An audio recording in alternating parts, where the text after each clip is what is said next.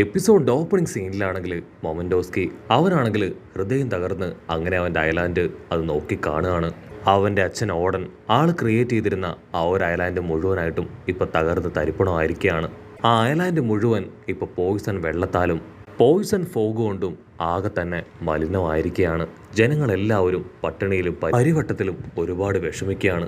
എത്രയും വേഗം എനിക്ക് തിരികെ പിടിക്കണമെന്ന് പറഞ്ഞ് അവനങ്ങനെ നെഞ്ചു തകർത്ത് കരയും. അവൻ്റെ വിഷമം കാണുമ്പോൾ ബാക്കിയുള്ളവർക്കും ഒരുപാട് സങ്കടം തോന്നും. കിന്നാണെങ്കിൽ അവനെ ആശ്വസിപ്പിക്കുകയാണ്. മൊമൻറ്റോസ്കി, നീ ഞങ്ങളെ കഴിഞ്ഞുമെല്ലാം വളരെ ചെറുതാണ്, പക്ഷേ ഒരു കാര്യം നീ മറക്കാൻ പാടില്ല, നീയാണ് ഈ അയർലാൻഡിന്റെ കിങ്. തീർച്ചയായിട്ടും ഈ സമയത്ത് സ്ട്രോങ് ആയിട്ട് നിന്ന് വാർ ചെയ്യേണ്ടത് നീ ഒറ്റയൊരുത്തനാണ്, അത് നീ മറക്കാൻ പാടില്ല. നിന്റെ അമ്മ പറഞ്ഞ കാര്യങ്ങൾ നീ ഓർക്കുന്നില്ലേ? അവരവരുടെ ലൈഫ് സാക്രിഫൈസ് ചെയ്ത് നമ്മളെ ഇവിടേക്ക് അയച്ചത് ഈ അയർലാൻഡ് തിരികെ പിടിക്കാനാണ്. അങ്ങനെ കിന്നാണെങ്കിൽ കാര്യമായിട്ട് എന്തൊക്കെയോ ചില കാര്യങ്ങൾ സംസാരിക്കുമ്പോഴായിരിക്കും ചില ആൾക്കാർ അവരുടെ അടുത്തേക്ക് വരിക. ആണെങ്കിൽ അവരെ കണ്ട് ടെൻഷനായി അവന്റെ സ്ക്വാഡ് കയ്യിലെടുക്കും. അടുത്ത നിമിഷം ആ ജനങ്ങൾ ഇപ്പൊ മൊമൻറ്റോസ്കിയെ കണ്ട് പൊട്ടിക്കരയും. അവര് മൊമൻറ്റോസ്കി ആരാണെന്ന് തിരിച്ചറിഞ്ഞു കഴിഞ്ഞു. ഒരപ്പാപ്പനാണെങ്കിൽ മൊമൻറ്റോസ്കിയുടെ അടുത്തേക്ക് വരും. 20 വർഷങ്ങൾക്ക് മുൻപ് ഞങ്ങളുടെ മഹാറാണി അല്ലെങ്കിൽ നിന്റെ അമ്മ പറഞ്ഞതുപോലെ തന്നെ നമ്മുടെ ക്ലാനിനെ തിരികെ പിടിക്കാൻ നീ ഇപ്പൊ എത്തിയിരിക്കുകയാണ്.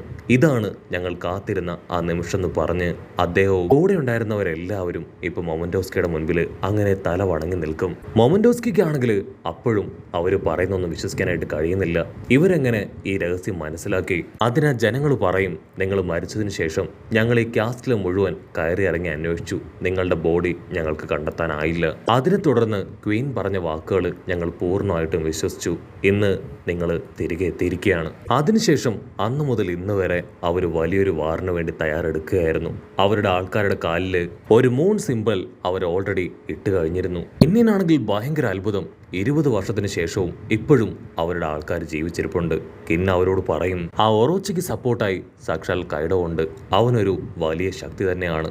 സോ നിങ്ങളെ കൊണ്ട് പറ്റും പോലെ ഇനിയും നമ്മുടെ ഈ ടീമിൽ ആളുകളെ ചേർത്തുകൊണ്ടേയിരിക്കണം. ഞങ്ങളെ കൊണ്ട് കഴിയും പോലെ ആരുടെയെങ്കിലും സഹായം നമുക്ക് ഈ ഫൈറ്റിൽ കിട്ടുമെന്നറിയാൻ ഞങ്ങൾ ശ്രമിക്കാമെന്ന് കിൻ പറയും. ഇവരാണെങ്കിൽ ഒരുപാട് തവണ ആ സോ ഐലാൻഡിലേക്ക് പോകാനായിട്ട് ശ്രമിച്ചു.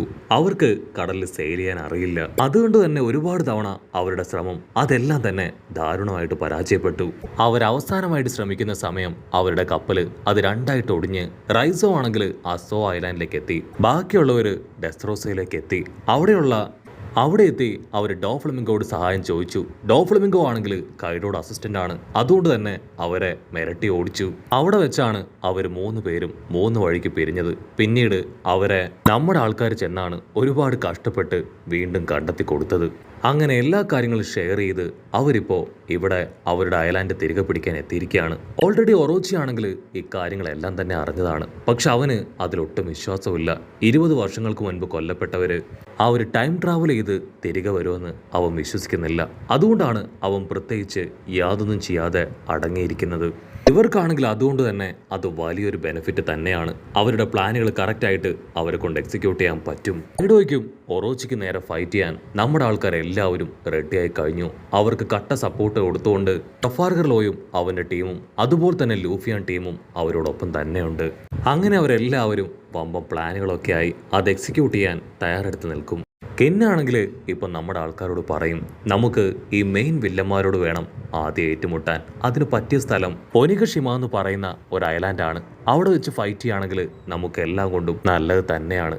അനിമൽ കിങ്ഡം പൈററ്റ്സിന്റെ ഒരു ബേസ് ആണത്. സോ നമുക്ക് വളരെ പോസിറ്റീവായിട്ടുള്ള ക്ലൈമറ്റ് ആണ് അവിടെ. അതൊരു ദ്വീപാണ്. അവിടേക്ക് പോകണമെങ്കിൽ നമുക്ക് കപ്പൽ ആവശ്യമാണ്. അത് ഈ വാനോ കിങ്ഡത്തിന്റെ ഒരു സബ് ഐലാൻഡാണ്.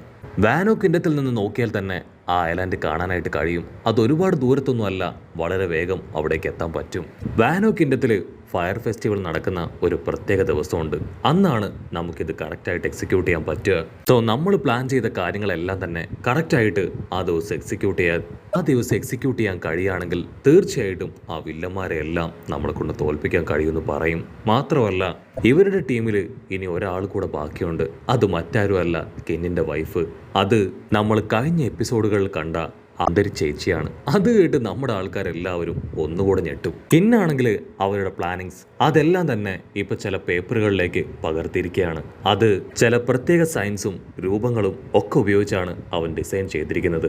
ഉറപ്പായാലും വാനോക്കിണ്ണത്തിലെ ജനങ്ങൾക്ക് ഇത് വളരെ വേഗം മനസ്സിലാവും. അവരിത് മനസ്സിലാക്കി ആ സമയം അവിടേക്ക് എത്തും. കാലിൽ സിമ്പിൾ പതിപ്പിച്ചിരിക്കുന്ന ആ ആൾക്കാരെ എത്രയും വേഗം കണ്ടെത്തി അവർക്കെല്ലാവർക്കും ഇതിൽ ഓരോന്ന് സപ്ലൈ ചെയ്യണമെന്ന് പറയും. നമ്മുടെ അടുത്ത മിഷൻ അതാണ്, എല്ലാവരുടെ അടുത്തേക്കും ഇത് എത്തിക്കുക എന്നത്. ആദ്യം തന്നെ സോറോയും ഉസോപ്പും നിങ്ങൾ രണ്ടുപേരുമാണ് ഫ്ലവർ ഫീൽഡിൽ ഈ കാര്യം, ഈ ഒരു നോട്ടീസ് അത് സപ്ലൈ ചെയ്യേണ്ടതെന്ന് പറയും. കട്ട് ചെയ്താ ഇപ്പൊ നമ്മുടെ സോറോയെ കാണിക്കും. അവനാണെങ്കിൽ ഒരു ചെറിയ തോണിയൊക്കെ എടുത്ത് അങ്ങനെ തുഴഞ്ഞ് എവിടേക്കോ പോയിക്കൊണ്ടിരിക്കുകയാണ്. മറ്റൊരു ഭാഗത്ത് ഇപ്പോൾ ഫ്രാങ്കയെ കാണിക്കും. അവനാണെങ്കിൽ ഒരു വലിയ കാർപ്പൻ്ററിൻ്റെ അണ്ടറിൽ വർക്ക് ചെയ്യാണ്. നമ്മുടെ ആൾക്കാർക്ക് ആവശ്യമായിട്ടുള്ള ഒരു ബ്ലൂ പ്രിന്റ് ഉള്ളത് ആ കാർപ്പൻ്ററിന്റെ കസ്റ്റഡിയിലാണ്. അതെങ്ങനെയെങ്കിലും എടുക്കാനാണ് അവൻ അവിടേക്ക് അയച്ചത്. മറ്റൊരു ഭാഗത്ത് റോബിൻ, അവളാണെങ്കിൽ ആ ഒറോച്ചിയെ നിരീക്ഷിക്കുകയാണ്. അവൻ എന്റർടൈൻ ചെയ്തും അവന്റെ ഓരോരോ കാര്യങ്ങൾ കറക്റ്റായിട്ട് കണ്ടു മനസ്സിലാക്കിയും അവന്റെ മൂമെന്റ്സ് അവൾ മനസ്സിലാക്കും. കിന്നാണെങ്കിൽ ഇപ്പം നമ്മുടെ ബ്രൂക്കിനോട് പറയും, നമുക്ക് ആവശ്യമായിട്ടുള്ള ഫുഡുകളെല്ലാം തന്നെ നീ ആ ഫ്ലവർ വേൾഡിൽ നിന്ന് ഇവിടേക്ക് എത്തിക്കണം.